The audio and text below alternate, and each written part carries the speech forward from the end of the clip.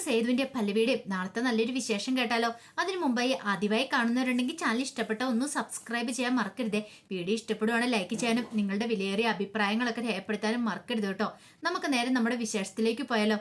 അങ്ങനെ നാളത്തെ വിശേഷത്തില് Lakshmiyamma critical stage തന്നെ തുടരുവാണ്. കാരണം ഒരു മാറ്റം വന്നിട്ടില്ല, ബോധം പോലും തെളിഞ്ഞിട്ടില്ല, അബോധാവസ്ഥയിലാണ്. ആ ബോധാവസ്ഥയിൽ കിടന്ന് പറയുന്ന ഒരു പേരെന്ന് പറഞ്ഞിട്ടുണ്ടെങ്കിൽ അത് മയൂരി എന്നുള്ള പേരാണ്. തൻ്റെ മോളെന്നൊരു ചിന്തയായിരുന്നു ആ സമയത്ത് ലക്ഷ്മിയമ്മയുടെ മനസ്സിലുണ്ടായിരുന്നേ. ഈ സമയം മേലെടുത്ത് വീട്ടിൽ നിന്ന് മൂർത്തി പോന്നു. അവിടെ നിന്നിട്ടും കാര്യമില്ലെന്ന് മനസ്സിലായി. കാരണം മയൂരിനെ വിടാനായിട്ടൊട്ട് കൂട്ടാക്കുന്നുമില്ല വേണു. പക്ഷെ വേണുമായിട്ട് വരാനും കൂട്ടാക്കുന്നില്ല. ലക്ഷ്മിയമ്മയ്ക്ക് അത്രക്ക് സീരിയസ് ആയിട്ടാന്ന് പറഞ്ഞിട്ട് പോലും അവരൊന്നും വരാൻ പോലും തയ്യാറാകുന്നില്ല. ഇനി അവിടെ നിന്നിട്ട് കാര്യമില്ലെന്ന് മനസ്സിലായതുകൊണ്ടാണ് മൂർത്തി ഹോസ്പിറ്റലിലേക്ക് വരുന്നത്. അങ്ങനെ വന്നു കഴിഞ്ഞപ്പം പല്ലവി സേതുവൊക്കെ ഉണ്ടായിരുന്നു. അപ്പോഴേക്കും പല്ലവി മൂർത്തിയോട് പറഞ്ഞു, അതെ അങ്കിളെ പോയിട്ട് എന്തായി, മേലെടുത്ത് വീട്ടിൽ പോയി അറിയിച്ചോന്നൊക്കെ ചോദിക്കുകയാണ്. ആ സമയം മൂർത്തി പറഞ്ഞു, അറിയിച്ചു, പക്ഷെ അവിടെ നിന്ന് ആരും വരുമെന്ന് തോന്നില്ല. അതെന്താ പറഞ്ഞില്ലേ, സീരിയസ് ആണെന്ന് പറഞ്ഞില്ലേ എന്ന് സേതു ചോദിച്ചു. പറഞ്ഞു, പക്ഷേങ്കിൽ വേണു സാറ് സമ്മതിക്കില്ല എന്ന് പറയണം. ആ മയൂരിമോളെയും വിടാൻ സമ്മതിക്കുന്നില്ല. ആ കൊച്ചു വരണമെന്നും പറഞ്ഞ് വാശി പിടിച്ചു, പക്ഷെ അതിനെ പോലും വിടുന്നില്ല. ബലമായിട്ട് തടഞ്ഞു വെച്ചിരിക്കുക. അല്ല അതിന് മാത്രം ഇപ്പൊ എന്താ പ്രശ്നം ഉണ്ടായത്? അതിന് അമ്മയുമായിട്ട് ഇത്ര പ്രശ്നം ഉണ്ടായിട്ട് എന്തെങ്കിലും ഒരു കാരണം കാണുമല്ലോ. എന്താ മൂർത്തിയങ്ങളെ ഇതുവരെയായിട്ട് ഞങ്ങളോട് അതിനെക്കുറിച്ചൊന്നും പറഞ്ഞില്ലോ. അത് പിന്നെ ഞാൻ പറയാതിരുന്ന പിന്നീടാണ് സേതുവിനോടും പല്ലവിയുടെ ആ കാര്യം പറയണേ. സേതുവിന്റെ കാര്യങ്ങളൊക്കെ അവിടെ അറിഞ്ഞു. കല്യാണത്തിന് മുമ്പ് ഒരു മകനുണ്ടെന്നുള്ള കാര്യമൊക്കെ അറിഞ്ഞപ്പോൾ വേണുവിന് സഹിച്ചില്ല. വേണു ഇറക്കി വിട്ടോന്നുള്ള കാര്യം അത് കേട്ടപ്പോൾ സേതുവിന് ഭയങ്കര ടെൻഷനായി. താൻ ഭയന്നിരുന്ന ഒരു കാര്യം തന്നെയാണ്, തൻ്റെ അമ്മയുടെ ജീവിതം ഒരിക്കലും തകർന്നു പോകല്ലെന്ന് സേതു ആഗ്രഹിച്ചിട്ടുണ്ടായിരുന്നു. പക്ഷെ ഭയന്ന കാര്യം എന്താണോ അത് തന്നെയാണ് ഇപ്പൊ സംഭവിച്ചിരിക്കുന്നത്. അപ്പോഴേക്കും പല്ലവി പറഞ്ഞു, അതും പറഞ്ഞോണ്ട് ഒന്ന് വല്ലേലും ഇങ്ങനത്തെ ഒരു ക്രിട്ടിക്കൽ സ്റ്റേജിൽ കിടക്കുമ്പോൾ ആരാണെങ്കിലും ഒന്ന് വന്ന് കാണുമല്ലോ. എനിക്ക് പറയാനല്ലേ മോളെ പറ്റുള്ളൂ, എനിക്ക് എന്ത് ചെയ്യാൻ പറ്റുമെന്ന് മൂർത്തി പറയണം. അത് കേട്ടപ്പോൾ ഭയങ്കര സങ്കടമായിപ്പോയി സേതുവിനാണെങ്കിലും പല്ലവിക്കാണെങ്കിലും. പിന്നീട് മൂർത്തി പറഞ്ഞു, ഞാൻ ഇപ്പോൾ വരാമെന്ന് പറഞ്ഞുകൊണ്ട് ഫോണും വിളിച്ചുകൊണ്ട് അങ്ങോട്ടേക്ക് പോയി. അപ്പോഴേക്കും ഡോക്ടർ അങ്ങോട്ട് ഇറങ്ങി വന്നു. ഡോക്ടർ ഇറങ്ങി വന്നു കഴിഞ്ഞപ്പോഴത്തേനും പല്ലവി ചോദിച്ചു, എങ്ങനെയുണ്ട് ഡോക്ടറെ? എങ്ങനെയുണ്ട്, അമ്മയ്ക്ക് ബോധം തെളിഞ്ഞോന്നൊക്കെ ചോദിക്കുക.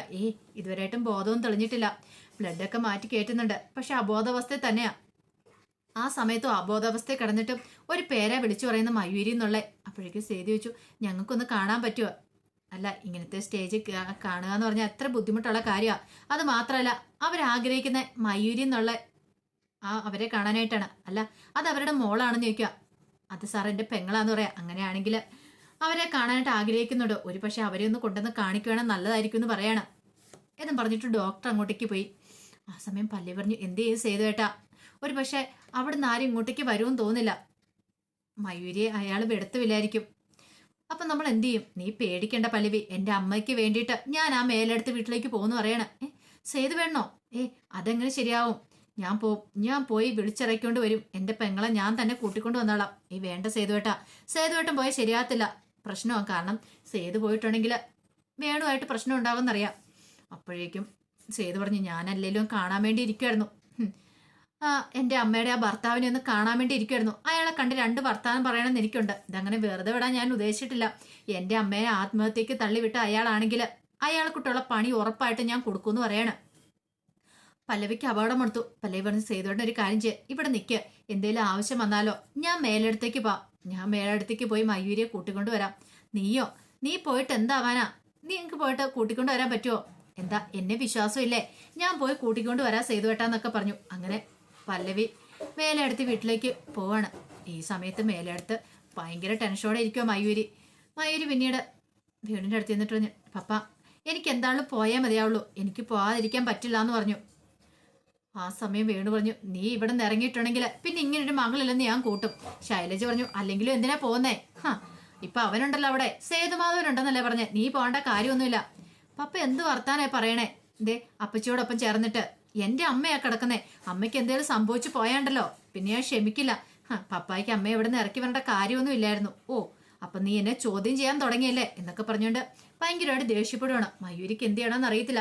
ഇറങ്ങി പോകാതിരിക്കാൻ വേണ്ടിയിട്ട് കഥമൊക്കെ കുറ്റിയിട്ട് വെച്ചിരിക്കുകയാണ്. കുറച്ചു നേരം കഴിഞ്ഞപ്പോഴത്തേനുമാണ് പല്ലവി അങ്ങോട്ടേക്ക് ചെല്ലുന്നത്. പല്ലവി അങ്ങോട്ട് ചെന്ന് കോളിംഗ് ബെൽ അടിച്ച് കഴിഞ്ഞപ്പോഴത്തേനും വന്ന് കഥ തുറക്കുന്നത് വേണുവാണ്. പല്ലവിയെ കണ്ടപ്പോൾ ആരാ എന്താണെന്ന് മനസ്സിലായില്ല. ആരാന്ന് ചോദിച്ചു കഴിഞ്ഞപ്പോഴത്തേനും പല്ലവി പറഞ്ഞു, ഞാൻ സേതുമാധവന്റെ ഭാര്യ പല്ലവിയാന്ന് പറയണം. അപ്പോഴേക്കും മയൂരിയും ശൈലജ അങ്ങോട്ടേക്ക് വന്നു. മയൂരിയെ കണ്ടു ചോദിച്ചു, മയൂരി അല്ലേന്ന് ചോദിക്കുക. അതെ, അതെ, ലക്ഷ്മി അമ്മയ്ക്ക് മയൂരിയെ കാണുന്നുണ്ട്, അങ്ങോട്ടേക്ക് ഹോസ്പിറ്റലിൽ വരെ വരണമെന്ന് പറയാണ്. അത് കേട്ട് കഴിഞ്ഞപ്പോഴത്തേനും വേണു പറഞ്ഞു, ലക്ഷ്മി അമ്മയോ? ഏത് ലക്ഷ്മി അമ്മ? ഇവിടെ ഞങ്ങൾക്കാർക്കും അങ്ങനെ ഒരു ലക്ഷ്മി അമ്മ ഒന്നും ഇല്ലാന്ന് പറയാണ്. ഇത് സാറ് വെറുതെ ഇങ്ങനത്തെ കാര്യങ്ങളൊന്നും പറയരുതെന്ന് പറഞ്ഞു. ഇത്ര സമയം ഞാൻ സംസാരിച്ച മര്യാദയ്ക്കാണ്. മയൂരിയെ കൊണ്ടുപോയേ മതിയാവുള്ളൂ. ലക്ഷ്മി അമ്മയ്ക്ക് കാണാൻ ആഗ്രഹമുണ്ടെ കൊണ്ട് കാണിക്കുക തന്നെ ചെയ്യും. അതെ, അവളെ കൊണ്ട് കാണിക്കാനായിട്ടൊന്നും ഇപ്പൊ ഇവിടുന്ന് ആരും അങ്ങോട്ടേക്ക് വരാൻ പോകുന്നില്ല. മയൂരി ഞാൻ പറഞ്ഞ അനുസരിക്കത്തുള്ളൂ. മയൂരി വരത്തില്ല എന്ന് പറയണം. ആ സമയം മയൂരിയുടെ അടുത്ത് എന്നിട്ട് പല്ലേ പറഞ്ഞു, മയൂരി നീ വരാതിരുന്നിട്ടുണ്ടെങ്കിൽ ഒരു പക്ഷെ അമ്മയ്ക്ക് എന്തെങ്കിലും സംഭവിച്ചു പോയാൽ നിനക്ക് നാളെ അത് ഒരു ബുദ്ധിമുട്ടാവും. അത് കേട്ട മയൂരി പറഞ്ഞു, എനിക്ക് പോണം പപ്പാന്ന് പറയാ, നീ ഒരിടത്തേക്കും പോകുന്നില്ല, പറയുന്ന ഞങ്ങളെ അനുസരിച്ചാൽ മതി എന്ന് പറയണം. അപ്പോഴേക്കും പല്ലേ പറഞ്ഞു, നിങ്ങൾ ശരിക്കും ഒരു ഭീരുവാണ്.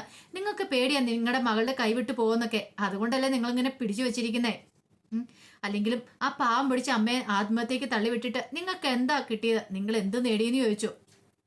ഈ പറയുന്ന ആ അമ്മ ഒരു വലിയ തെറ്റൊന്നും ചെയ്തതായിട്ട് എനിക്ക് തോന്നില്ല.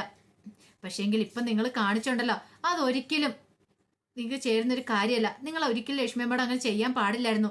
സ്വന്തം കുടുംബം തകരാതെ ഇത്രയും കാലം കൈപിടിച്ച് കൊണ്ടുവരുന്ന ആളാ ലക്ഷ്മിയമ്മ. എന്നിട്ടാണ് നിങ്ങൾ ഈ പ്രവൃത്തികളൊക്കെ ചെയ്തല്ലേ എന്നൊക്കെ ചോദിക്കുക. അതെല്ലാം കേട്ട് വെച്ചതിന് വേണു പറഞ്ഞു, അങ്ങനെയാണ് എനിക്കൊന്ന് കാണണമല്ലോ എന്നൊക്കെ പറയണം. നിനക്ക് ധൈര്യമുണ്ട് നീ കൊണ്ടുപോകാനൊക്കെ പറയണം. ശൈലജ വെള്ളി വിളിച്ചു. പല്ലവി നേരെ പോയി മയൂരിയുടെ കയ്യിലേക്ക് പിടിച്ചു. ഇങ്ങോട്ടേക്ക് വരാൻ പറയണം. ആ സമയം വേണു വിടറിന്ന് പറയാം എൻ്റെ മോളുടെ കയ്യെന്ന്. പക്ഷെ പല്ലവി വിട്ടില്ല. പല്ലവി മയൂരം പിടിച്ച് ബലമായിട്ട് പുറത്തേക്ക് ഇറങ്ങുവാണ്. മയൂരി പല്ലവിയുടെ ഒപ്പം ഇറങ്ങി കഴിഞ്ഞപ്പോഴത്തേനും വേണു ശൈലജയും കൂടെ പിന്നാലെ വരുവാണ്. ആ സമയത്ത് പല്ലവി പുറത്തുനിന്ന് കഥവ് വലിച്ചടയ്ക്കാൻ നോക്കി. അപ്പോഴേക്കും വേണു കഥവ് തള്ളി തുറക്കാൻ നോക്കി. പക്ഷെ പല്ലവി വിട്ടില്ല. ഒടുവിൽ അവരെ അവിടെ ഇട്ട് കുറ്റിയിട്ടിട്ട് പല്ലവി മയൂരിയും കൊണ്ട് പെട്ടെന്ന് തന്നെ പുറത്തേക്ക് ഇറങ്ങണം. പെട്ടെന്ന് പോകണമെന്ന് പറഞ്ഞ് അവർ പിന്നാലെ വരുന്നതിന് മുമ്പ് അങ്ങനെ അവർ നേരെ പോന്നു. ഈ സമയത്ത് വിശ്വം പാറുവിനെയും കൊണ്ട് ഹോസ്പിറ്റലിലേക്ക് പോയി. അപ്പോൾ പാറുവിന് നല്ല ക്ഷീണവും കാര്യങ്ങളൊക്കെ ആയിരുന്നല്ലോ. അങ്ങനെ ഹോസ്പിറ്റലിൽ ചെന്ന് ഡോക്ടർ ചെക്കപ്പ് ഒക്കെ നടത്തുവാണ്. ചെക്കപ്പ് ഒക്കെ നടത്തി കഴിഞ്ഞപ്പോൾ ഡോക്ടർ സന്തോഷ വാർത്ത പറയണേ, അതെ നിങ്ങളൊരു അച്ഛനാകാൻ പോവാന്നുള്ള കാര്യം. ഇത് കേട്ടപ്പം വിശ്വത്തിന് ഭയങ്കര സന്തോഷമായി. പാറുവിനും അതേപോലെ തന്നെയായിരുന്നു. കാരണം ഋതു പ്രഗ്നന്റ് ആയപ്പോൾ തൊട്ട് മനസ്സിൽ ആഗ്രഹമൊക്കെ ഉണ്ടായിരുന്നു. അങ്ങനെ പാറും ഗർഭിണിയാകുവാണ്. അങ്ങനെ പാറുവിനെയും കൂട്ടിക്കൊണ്ട് വീട്ടിലേക്ക് വന്നപ്പോൾ രാജലക്ഷ്മി വെച്ചു, എന്താണ് മോനെ കാര്യം? ഇവൾക്ക് ഇത് എന്ത് പറ്റിയതാന്നൊക്കെ ചോദിക്കുകയാണ്. അപ്പോഴേക്കും വിഷയം പറഞ്ഞു, അതെ അമ്മ ഇനിയിപ്പം അടുത്തയാണ്ട് ഒരു മുത്തശ്ശിയും കൂടെ ആവാൻ പോവാന്ന് പറയണ്. സത്യമാണോ മോനെ പറയണേ? അതെ പാറു ഗർഭിണിയാന്ന് പറയണ. അപ്പോഴേക്കും രാജലക്ഷ്മി പാറുവിനെ ചേർത്ത് പിടിച്ചു. പണ്ടത്തെ പോലെ ഒന്നും അല്ല, ഭയങ്കര കാര്യം ഇപ്പൊ രാജലക്ഷ്മിക്ക് പാറുവിനെ. എന്നിട്ട് പറഞ്ഞു, മോളെ എനിക്കിപ്പോ സന്തോഷമായി എന്നൊക്കെ പറഞ്ഞുകൊണ്ട് പാറുവിനെ ചേർത്ത് പിടിക്കുക.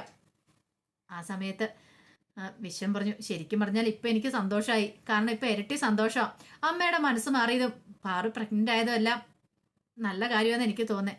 അപ്പോഴേക്കും പാറു പറഞ്ഞു, വീട്ടിലേക്കൊന്നും വിളിച്ചു പറഞ്ഞില്ല എന്ന് പറയണം. അങ്ങനെ ശോഭേനെ മൂന്നും മാഷിനെയും ഒക്കെ വിളിച്ച് ഈ സന്തോഷ വിവരം പറയണം. അപ്പോഴേക്കും രാജലക്ഷ്മി പറഞ്ഞൊരു കാര്യം ചെയ്യുക, അവരോട് ഇങ്ങോട്ടേക്ക് വരാൻ പറ, മോളെ കാണാനായിട്ട് വരാൻ പറയാണ്. അത് പാറുവിനൊരു പുതിയ അനുഭവമായിരുന്നു. ഇതിനു മുമ്പ് ഇങ്ങനെയൊന്നും ആയിരുന്നില്ല. അങ്ങനെ അവിടെ എല്ലാവർക്കും ഭയങ്കര സന്തോഷമാണ്. അപ്പം അതിൻ്റെ വിശേഷങ്ങളൊക്കെയാണ് കാണാൻ പോകുന്നത്. ഇനിയിപ്പോൾ എന്തായി തീരുമെന്ന് അറിയത്തില്ല. മയൂരി ഹോസ്പിറ്റലിലേക്ക് വന്നു കഴിയുമ്പം ഉറപ്പായിട്ടും ലക്ഷ്മി അമ്മ ജീവിതത്തിലേക്ക് മടങ്ങി വരിക തന്നെ ചെയ്യും. അപ്പം അതിൻ്റെ വിശേഷങ്ങൾക്കായി നമുക്ക് എല്ലാവർക്കും കാത്തിരിക്കാം കേട്ടോ. ഒരിക്കൽ കൂടി എല്ലാവർക്കും ശുഭദിനം നേർന്നുകൊണ്ട് നിർത്തുന്നു. നന്ദി.